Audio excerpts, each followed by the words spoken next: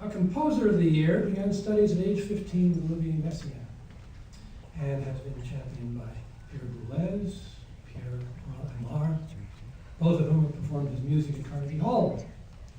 The British composer's career took a giant step in July 2012 with the premiere of his opera, Written on Skin, at the Aix-en-Provence Festival.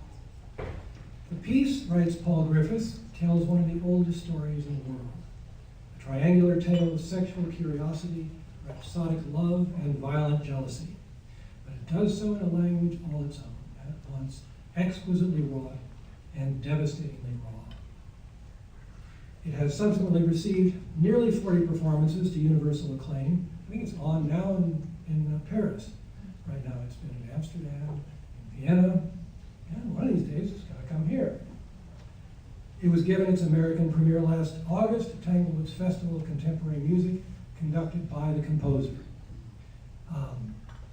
For everyone who's interested, it may be streamed on WQXR's Q2 music station through the first week in April. That Tanglewood performance was amazing. Those were students, and he had them playing like gods. This guy is a great conductor. He's also our composer of the year, George Benjamin.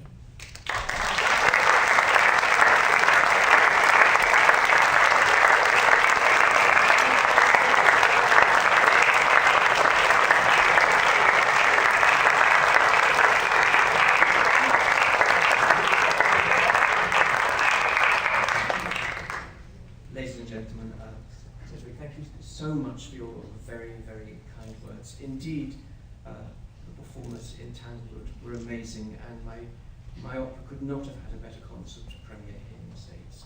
And I've had the joy of being a guest in Tanglewood about 6 or 7 times in the last 15 years.